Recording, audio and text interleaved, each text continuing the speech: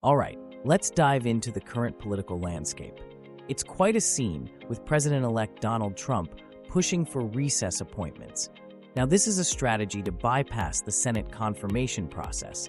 It's like trying to sneak past the bouncer at a club, right? Oh, wow. So, what exactly are recess appointments? I mean, why are they so controversial? It sounds like a secret backdoor deal or something. Great question. Recess appointments allow the president to fill vacancies without the Senate's approval when they're not in session. Imagine your boss hiring someone while you're on vacation, and you come back to find a new team member you didn't get to vet. That's the gist of it. Ah, I see. So it's like skipping the interview process. But why is Trump so keen on this approach now? Well, Trump is urging the next Senate Majority Leader to support this strategy because it could help him install controversial nominees who might not pass the usual Senate scrutiny. It's like trying to fast-track a movie script that critics might otherwise tear apart. Got it. But isn't there a constitutional check to prevent this kind of thing? How does that play into the whole scenario? Absolutely. The Constitution does give the Senate a role in confirming appointments as a check on presidential power. But the recess appointment clause is like an emergency exit, originally intended for times when the Senate wasn't around much, like back in the horse and buggy days. So it's kind of like using an old loophole in modern times. But why are some Republicans backing this if it's so controversial? That's the interesting part. Supporting recess appointments could be seen as surrendering a major constitutional responsibility. Yet, some Republicans might view it as a way to push through key appointments quickly, especially if they align with Trump's agenda. It's a bit like choosing to skip the line at a theme park to get on the rides faster. And what about the risks? I mean, could this backfire on Trump or the Republicans in some way? Definitely. If they push for recess appointments, it could set a precedent that future administrations might exploit, potentially eroding the Senate's power over time. It's like opening Pandora's box, where the consequences might not be immediately apparent, but could be significant down the line. Wow, that's a lot to unpack.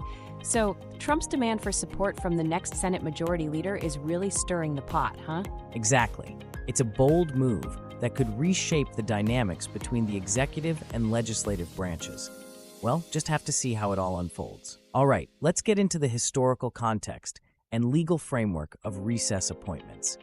This is where things get really interesting. So Article 2, Section 2, Clause 3 of the Constitution is the key here. It gives the president the power to make temporary appointments during Senate recesses. Think of it as a temporary fix, like using duct tape until you can get a proper repair. Oh, that's fascinating. So it's like a constitutional band-aid? But how have past presidents used this power? Have they all been sneaky about it? Not necessarily sneaky, but strategic. Bill Clinton made 139 recess appointments, George W. Bush made 171, and Barack Obama made 32. Each used this power to bypass Senate opposition at times. It's like when you find a shortcut on your daily commute to avoid traffic. Wow, those numbers are higher than I expected. So what were the political implications of these appointments? Did they cause a lot of drama? Absolutely. They did stir the pot. Recess appointments often led to political tension, especially when the Senate was controlled by the opposing party. It's like a game of chess, where each move is carefully calculated to outmaneuver the opponent. And what about the legal side of things? Wasn't there a Supreme Court case that put some brakes on this practice? Yes, indeed. The 2014 Supreme Court ruling in NLRB vs. Noel Canning was pivotal. It set limitations on the use of recess appointments, stating that the Senate must be in recess for at least 10 days for such appointments to be valid. It's like setting a minimum time for a vacation before you can officially call it a break. Ah, I see. So how does the Senate prevent these appointments now? Do they have some kind of trick up their sleeve? They do, actually. The Senate uses pro forma sessions, which are brief meetings that technically keep them in session. It's like leaving a light on at home to make it look like someone's there, even when you're out. That's clever. So these pro forma sessions are like a safeguard against recess appointments? Exactly. They prevent the president from making appointments without Senate approval, maintaining the balance of power. It's a fascinating interplay of strategy and constitutional law. Now, let's shift gears and talk about the political implications and reactions within the Republican Party. Trump's demand for support on recess appointments has really shaken things up, especially among those vying for the Senate Majority Leader position. Oh, I bet that's causing quite a stir. So, how are the candidates for Senate Majority Leader reacting to this? Are they all on board with Trump's plan?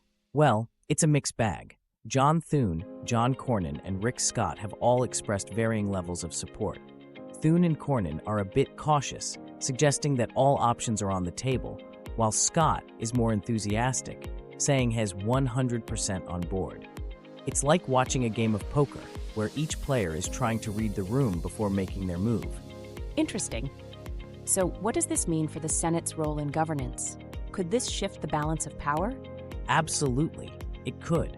If recess appointments become a norm, it could undermine the Senate's role in vetting and confirming nominees, effectively sidelining their constitutional duty.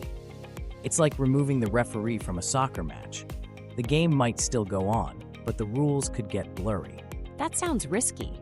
What are the potential challenges or risks involved in bypassing the Senate confirmation process? There are quite a few. For one, it could lead to increased partisanship and further erode trust between the executive and legislative branches. Plus, there's the risk of appointing unqualified individuals, which could have long-term consequences for governance. It's like building a house on a shaky foundation. It might stand for a while, but it's vulnerable to collapse. Wow, that's a lot to consider. So, how might this impact Trump's relationship with the Senate moving forward? It's a delicate dance. While some senators might support his agenda, others could push back, especially if they feel their authority is being undermined.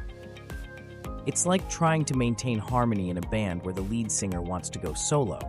I see. It sounds like the stakes are pretty high for everyone involved. Indeed, they are. The coming months will be crucial in determining how these dynamics play out and what it means for the future of U.S. governance.